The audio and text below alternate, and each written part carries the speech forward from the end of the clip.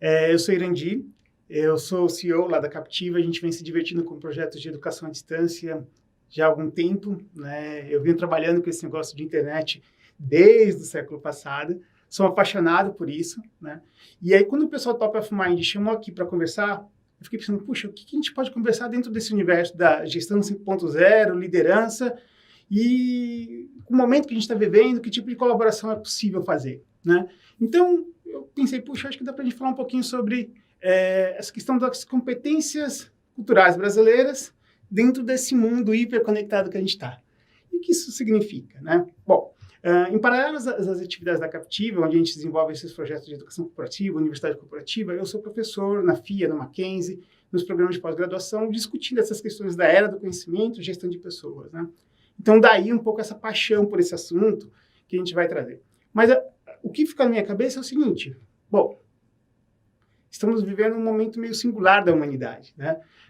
São grandes desafios diferentes que talvez ninguém tenha sonhado que a gente passaria ou como que a gente ia lidar com tudo isso, né?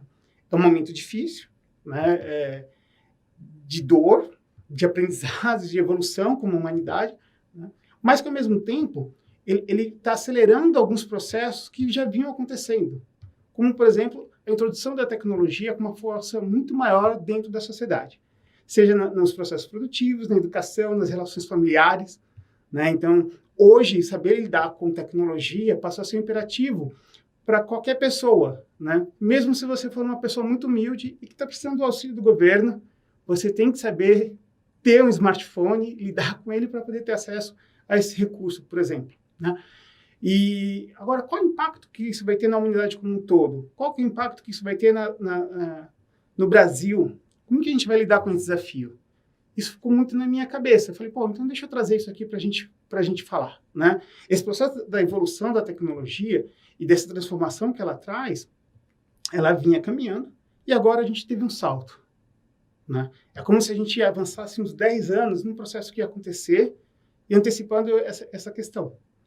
E aí, quando a gente vai pensar sobre qual que é o perfil desse trabalhador da era do conhecimento, ou do trabalhador do século XXI, ou nessa sociedade hiperconectada que se estabelece, né, quais são as competências que a gente precisa? Quais são as características que cada indivíduo precisa ter para poder exercer de forma digna ou ampla todo o seu potencial nos próximos anos? E se a gente começa a pegar, então, os estudos, e pode ser um estudo da Gartner, pode ser um estudo das Big Five, pode ser um estudo da IBM, né? Quando a gente vai falar das características desse trabalhador, quais são as competências que eu quero para esse trabalhador do século XXI, é muito frequente vir coisas como saber trabalhar em equipe, saber lidar com a diversidade, ser proativo, ter criatividade, né? Ter jogo de cintura. E aí, toda vez que eu vejo essa lista com essas qualidades desse profissional do século XXI, eu não tenho como não fazer um paralelo com quais são as características do povo brasileiro, né? Então, é um pouco nessa viagem, nessa conversa que eu gostaria de trazer vocês hoje, para a gente ir pensando como que se constrói essa possibilidade e como que os nossos traços culturais, os nossos valores, eles podem ser aproveitados da melhor forma possível no mundo que se apresenta, né? Então, como que eu abraço o que eu sou, quais são as minhas características enquanto povo, para aumentar o desenvolvimento da sociedade, para ter maior produtividade, para poder nos projetar dentro desse novo cenário? Bom, então, quais são os desafios para o Brasil nesse novo cenário que se estabelece, né? A gente tem uma mudança brutal da matriz de produção. A gente sai de uma sociedade no século XX, onde a força da indústria era muito grande, e a gente entra numa sociedade agora onde a força dos bits e bytes cada vez fala mais alto, né? O valor agregado por cada hora de trabalho de um trabalhador da era do conhecimento, ele é violentamente superior ao de um trabalhador da agricultura ou um agricultor ou um trabalhador da era industrial, né? Mas e como o Brasil está nesse cenário? A gente consegue se beneficiar desse novo futuro? Ou a gente perdeu o pé da história? Como que a gente se posiciona dentro desse mercado onde a tecnologia fala tão forte, né, e essa capacidade de gerar riquezas através da manipulação de aplicativos, de inteligência artificial, de BI, passa a ser um grande desafio. Okay? Bom, tentar responder um pouco isso, eu acabo tendo que olhar um pouco para o passado. Como que as outras nações resolveram seus problemas? Como que cada país, em cada momento, ele conseguiu olhar para si e achar, olha, eu tenho condições de liderar o mundo, né? Eu tenho competências sólidas que podem ser externadas para todos. Eu acho, é claro, que nem sempre isso é uma construção bem estabelecida, mas se a gente olha para o passado, a gente consegue ver alguns traços muito interessantes, né? E aí, os estudos de Max Weber, para mim, deram um gancho interessante. Quando Weber, no final do século XIX, começa a olhar para os países e fazer uma comparação entre eles sobre quais são os países ascendentes em desenvolvimento, quais são os países que estão perdendo o pé de competitividade, né? Ele tem um gancho muito interessante. E ele escreve aquele livro que é um clássico na sociologia, né? Que é das ciências Ética Protestante e Espírito do Capitalismo, né? E o que ele percebe? Ele percebe que as nações ascendentes dentro do cenário do século XX que se avizinha são aquelas que têm uma ética protestante. E os países católicos, que foram tão fortes nos séculos anteriores, estão perdendo essa pujança competitiva, né? Então você olha para uma ética protestante, para uma lógica, para uma forma de ver o mundo, e você olha para um capitalismo como o que acontece na Inglaterra, mas, sobretudo, como o capitalismo que acontece nos Estados Unidos, onde a ética do trabalho, onde enriquecer, acumular, passa a ser um exercício de Deus na sua vida. Você está colocando o dom a serviço da humanidade. Quando a gente está trabalhando, acumulando riqueza, isso é felicidade, isso é agradar a Deus. Uma visão diferente daquela onde que o céu pertence aos pobres, aos humildes, né? De um Deus que quer te dar dons e que, ao exercer esses dons, você está agradando a Deus. Isso muda radicalmente a forma como as pessoas lidam com a produção de riqueza. A partir desse momento, eu vejo o trabalho, eu vejo essa pujança como algo positivo, né? E eu crio na sociedade um conjunto gigante de empreendedores, de pessoas que se mobilizam em torno desse objetivo de trazer prosperidade, porque a prosperidade pertence a todos. Mas essa combinação é uma combinação que funciona porque ela pega as características culturais, sociais dos americanos e esses ensinamentos filosóficos e religiosos, e essas coisas se amalgamam, essas coisas se juntam, né? E formam uma competência de sucesso. Da mesma forma, se eu for pensar na teoria burocrática e os alemães, isso tem tudo a ver também. Uma forma de ver o mundo bastante racional, né, processual, que eu mobilizo essas questões da burocracia, do método, da ordem, e faço disso uma força de desenvolvimento social. Então, cada país, a cada momento, constrói um modelo de desenvolvimento que mobiliza o que tem suas próprias características. E se a gente for pensar nos japoneses, então, né? A história do Japão sempre me fascinou muito, assim, porque eu acho que talvez hoje esteja um pouco diferente, mas na minha época de colégio, a gente não estudava muito sobre o Japão, né? Quando a gente ia estudar história ou geografia, a gente falava muito sobre a Europa, sobre os Estados Unidos, uma visão geral sobre o mundo, mas muito pouco sobre o Japão. Mas sempre me inquietou muito. Por que o Japão achou que, sendo uma ilha daquele tamanho, ele podia se juntar aos nazistas e eles iam fazer uma guerra contra o resto do mundo e dividir o mundo entre eles? De onde vem essa força, né? E depois, o que aconteceu na Segunda Guerra Mundial, a tragédia do que foi a bomba atômica, a reconstrução que eles fizeram no país, chegando a se tornar a segunda potência econômica no mundo na década de 80 e década de 90. Que processo é esse do Japão, né? E aí, não dá para a gente falar do sistema de administração japonês sem falar da gestão da qualidade, né? Mas o curioso, quando a gente vai falar sobre gestão da qualidade, é perceber que são conceitos americanos. Deming, que é o grande cara que vai levar essa tecnologia de gestão para os Estados Unidos, ele vai fazer os seus estudos a partir dos esforços de guerra americano e vai molar um sistema de gestão de produção que prima pela qualidade, para eliminar o desperdício, para fazer bem feito da primeira vez, para que a gente possa aproveitar ao máximo os recursos e produzir as coisas com máxima excelência.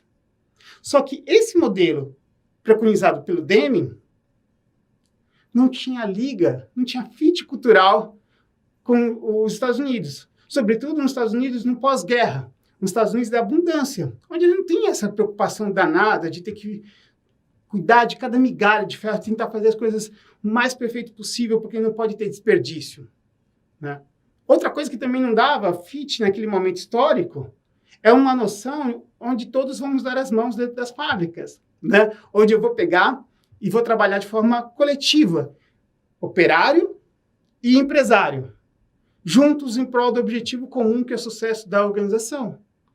A forma de construção das relações de trabalho nas sociedades ocidentais sempre foram pautadas pelo conflito, né? Então você tem dentro de uma sociedade uma noção entre, olha, eu tenho que me defender, ele está querendo me explorar, embate, sindicatos, né?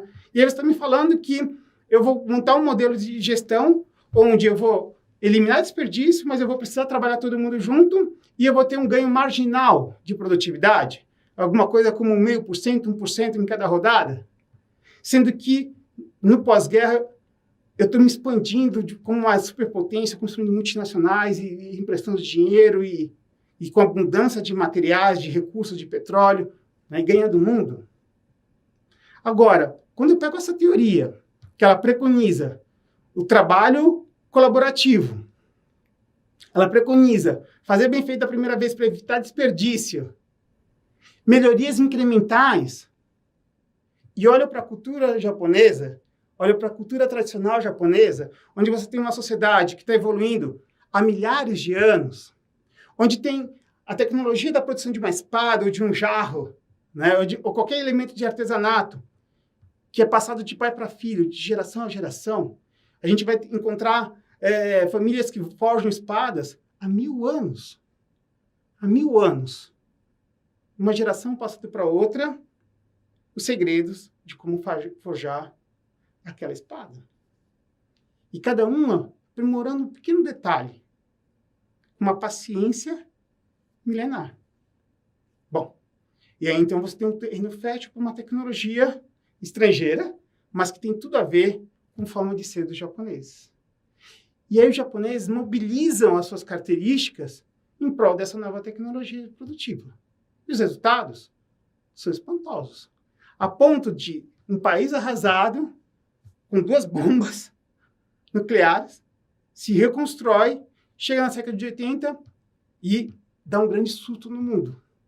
Porque quando vem a crise do petróleo, e o petróleo fica escasso, e os carros japoneses fazem não mais 5 ou 6 quilômetros por litro, como os carros americanos, mas 10, 15, 20 quilômetros por litro, né?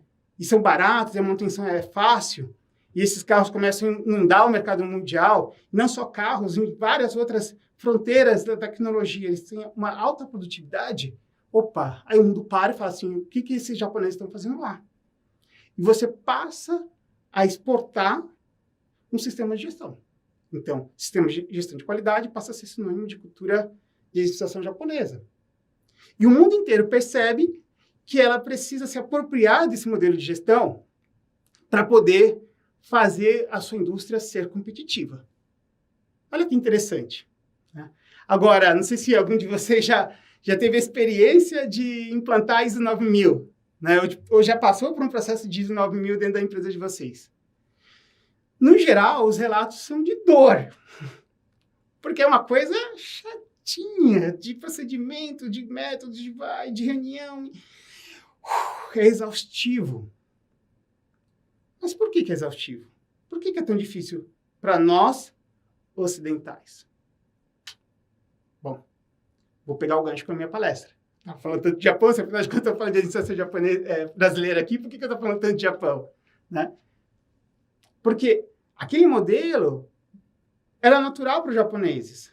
Para a gente cria desconforto. A gente tem que aprender a ser daquele jeito. Mas então por que eu tenho que me forçar? Porque senão eu fico para trás. Eu não consigo ter a mesma competitividade com eles. É melhor eu forçar a minha natureza e fazer uso dessas ferramentas, né, do que ficar para trás. Então, eu tomo esse remédio amargo e aprendo a fazer negócio como os japoneses. Assim, como a gente teve que aprender a fazer negócios com os americanos. Qual que é a cultura tradicional brasileira? Né? Qual que é a relação que a gente tem com o trabalho? Qual que é a relação que a gente tem com o enriquecimento, com o acúmulo de capitais? É natural para nós, brasileiros, trabalhar exaustivamente para ficar rico? Não vou ser aqui leviano e falar, o brasileiro não gosta de trabalhar. Não, não se trata nada disso, porque se trabalha de sol a sol. Mas o que se espera do trabalho dentro de uma sociedade como a brasileira é muito diferente do que se espera do trabalho dentro de uma sociedade europeia, americana, ou japonesa ou chinesa. Né? Aqui eu trabalho para ter uma vida. A vida que eu tenho fora do trabalho é tão importante quanto. Né? Por isso, quando a gente olha dentro do próprio Brasil e a gente vai para outras regiões, a gente sente um descompasso do que é o ritmo de trabalho que se estabelece numa cidade como São Paulo, do que é o ritmo de trabalho que se estabelece numa cidade como Rio de Janeiro, ou Belo Horizonte, ou Salvador, ou Manaus. Né? O que é vida e o que se espera do trabalho em cada um desses lugares? Né? Qual que é a essência da cultura brasileira? Bom, e os japoneses?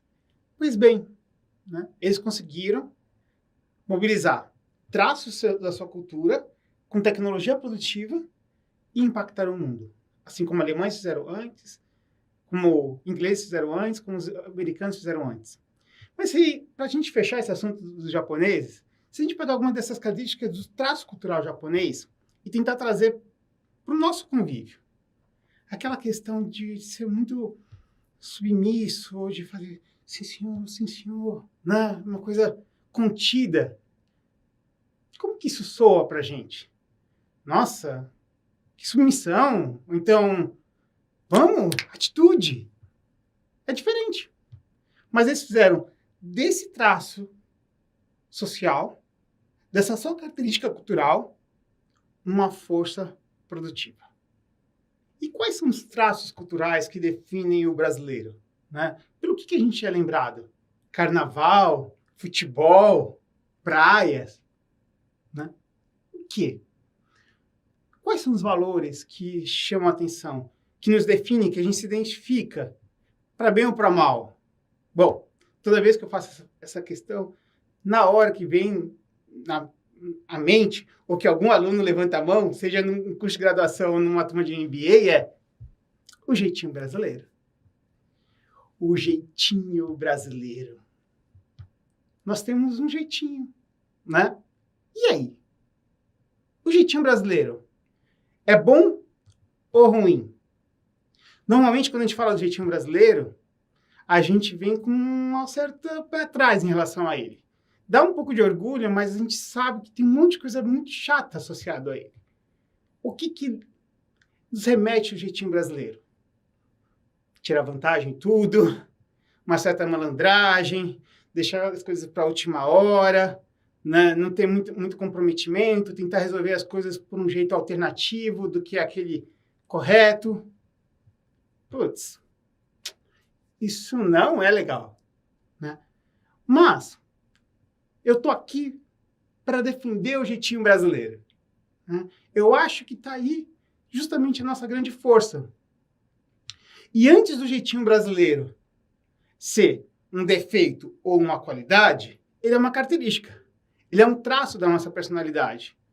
E aí cabe a cada um de nós mobilizar essa característica da melhor forma possível. Né? É muito engraçado que em sala de aula, às vezes a gente está lá na frente, aí vê as cenas acontecendo dentro da sala, e já teve uma situação que tinha uma menina, boa aluna, comportada, sabe aquele caderno cheiroso, assim, faz toda a lição, tudo bonitinho, e tinha dois rapazes cortejando essa menina, e aí tinha outro menino que era a versão masculina dessa menina, bom aluno, dedicado, da carteira da frente, fazia uns trabalhos, e tinha um rapaz do fundão, meio rústico, assim, meio bruto, né? E aí, no final desse embate entre os dois, ela ficou com um rapaz do fundão. E eu fiquei curioso, falei, poxa, mas aqui tão gente boa. Ah, não, professor, ele não tinha atitude, ele não tinha Pegada, professor. Não, mas ele é bruto. Não, esse é só casca. Por dentro, ele é um amor. Ele é decidido, ele sabe o que quer. Ele é firme nos seus objetivos. Ele me protege. E aí, outro estalo que cai. Esse conjunto de características desse rapaz eram as características dele. Eu mobilizo isso como uma qualidade ou como um defeito. Mas eu fico em paz com o que eu sou. Então, quando a gente olha para o jeitinho brasileiro, tem as coisas ruins? Tem. Eu posso mobilizar isso de uma forma ruim? Posso. Mas e se eu mobilizar o jeitinho brasileiro de uma forma positiva? O que vem junto com ele? Vem criatividade, uma capacidade de, numa situação limite, conseguir dar um sorriso e achar uma solução criativa. Uma flexibilidade, uma ginga, né? É sempre acreditar, não desistir nunca. É uma capacidade de fazer amigos, de lidar com uma diferença. Né? É esse bom humor, é acolher. Somos um país multiétnico, que acolhe a diferença, né? Que é meio maluco quando você vê judeus, coreanos, chineses, japoneses, árabes, meio misturado, mas é uma mistura diferente ainda do que acontece em outros lugares. Porque não é aquela mistura onde, olha, nós aceitamos a diferença, mas cada um no seu quadrado. É tudo meio misturado, meio bagunçado, que chega um pouco de desconforto, né? Mas que em pouco tempo as pessoas aderem e caminham. É claro que eu não quero fechar os olhos para todos os nossos outros problemas que a gente sabe, puxa, o racismo institucional, ou todas as dificuldades da nossa desigualdade social, mas o fato é que a gente tem uma coisa diferente aí. E essa coisa diferente nos define. E a gente precisa fazer as pazes com isso. Quanto melhor, então, se eu conseguir mobilizar essas minhas características que são naturais para construir um mundo, para construir um sistema de gestão, para construir empresas que mobilizem aquilo que é natural para a gente. E aí, se eu voltar lá naquela lista dos soft skills, ou das características do trabalhador da era do conhecimento, né, o que a gente vai ver? A gente consegue quase fazer um depara entre as nossas características culturais e o que o mundo precisa. Eu sempre tive uma visão bastante cautelosa, lembrando de Taylor, com Charles Chaplin, Tempos Modernos e a exploração do trabalho. Né? Mas, com o tempo, a gente vai percebendo que as coisas são realmente sempre muito paradoxais. Com o tempo, a gente vai percebendo que as coisas são todas meio paradoxais. Né? Aquela noção de bem ou mal, de certo e errado, as coisas vão ficando meio num blur, misturado. Que tudo é um pouco bom, meio mal, a gente está tentando acertar, mas a gente faz alguma coisa aqui equivocada. Mas se a gente pegar de uma forma objetiva e olhar as contribuições de Taylor, a gente vai ver algumas coisas interessantes. Quando Taylor introduz seus estudos sobre a administração científica, qual é o ambiente que ele encontra? Ele encontra uma fábrica do século XIX. E o que é essa fábrica do século XIX?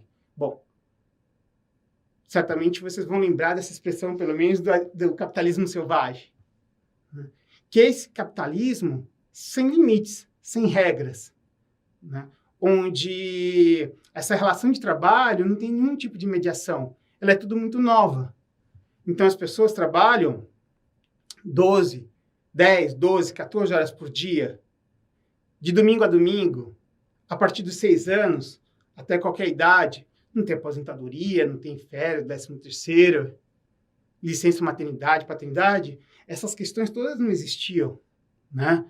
E num momento histórico em que essa revolução industrial começa a acontecer, você tem um grande êxodo rural, aquele monte de camponeses fugindo do campo porque já não dava mais para manter o sustento da sua família na roça, vindo para a cidade e trabalhando por qualquer coisa, inclusive por sacos de batata. Numa relação de trabalho que era diária.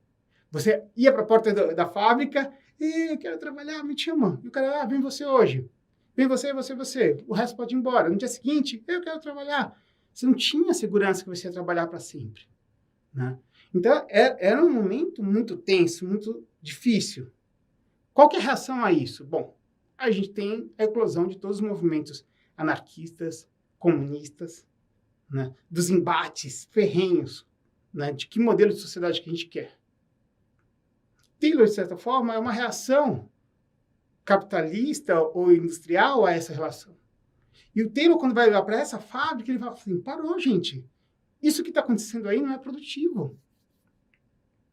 Vamos reduzir a jornada de trabalho. Jornada de trabalho por 8 horas. Não adianta a gente pedir que as pessoas trabalhem mais, porque a produtividade vai cair. Vamos colocar períodos de descanso, ergonomia, vamos preparar o desktop para que cada pessoa tenha todas as ferramentas ali, à sua mão naquele momento. E ele vai pensando em tempos e métodos, como melhorar, como padronizar, como fazer com que as coisas aconteçam. E, de repente, ele causa uma explosão de produtividade dentro desse ambiente industrial. Peter Drucker, talvez o nosso maior pensador dentro da administração, vai falar que a principal contribuição americana para o mundo foram os estudos de Frederick Taylor. Por quê? O ganho de produtividade que ele deu para o trabalho foi incrível. Ele deu uma explosão de produtividade. Mas é claro que isso é sempre contraditório. Né? Que tipo de trabalho que ele produziu? Bom, um trabalho muito produtivo, mas um trabalho, muitas vezes, com a perda de significado. Então, o trabalhador que depois de 1 década, 2 décadas, se encontra dentro de uma fábrica taylorista, ele é um trabalhador que está apertando botões, que o trabalho dele foi tão simplificado, tão esvaído de significado, que ele entra lá e fica reproduzindo, sem poder sonhar. Né? E aí você vê uma crítica muito grande a esse tipo de modelo, com toda a razão. Porque o trabalho precisa ser significado, né? Tem que ser significativo. E você passa a ter, então, um modelo onde o auge da contradição. Eu tenho ganhos econômicos, mas, ao mesmo tempo, eu tenho uma tensão por essa desqualificação. Esse modelo evolui, vem a década de 40 e de 50, e o que a gente vai encontrar é, por exemplo, fortalecimento do RH. O RH como um lugar de acolhimento do trabalhador. Falando, olha, gente, esse conflito todo que existe dentro da fábrica não funciona. Senhores empresários, vocês querem aumentar a sua produtividade? Então, faça com que as pessoas se sintam motivadas. Elas vistam a camisa da empresa, elas doem seu coração, não apenas os seus braços apertando o botão, mas que elas façam aquilo com vontade. E eu tenho um ressignificado do que é o ambiente de trabalho. Então, se você compara essa fábrica taylorista do começo do século para essa fábrica meados do século, né, como que é essa multinacional, então? E aí, se a gente fala com os nossos avós, né, o que eles vão falar dessa juventude de hoje que está entrando no mercado de trabalho?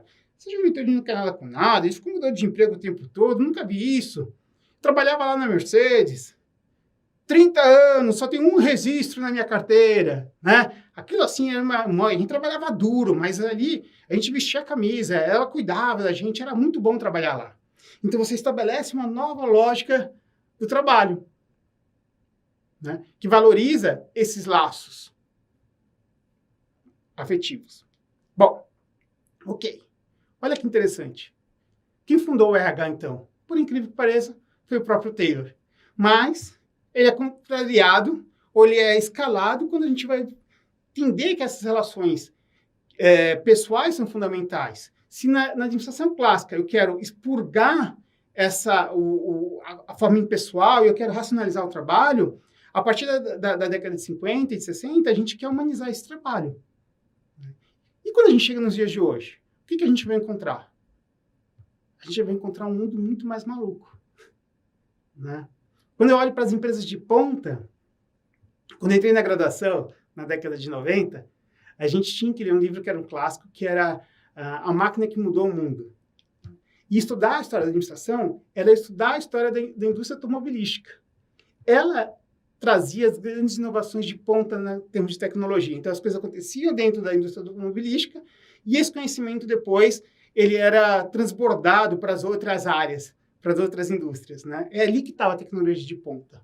Agora, quando eu falo de tecnologia de ponta hoje, para onde que eu vou?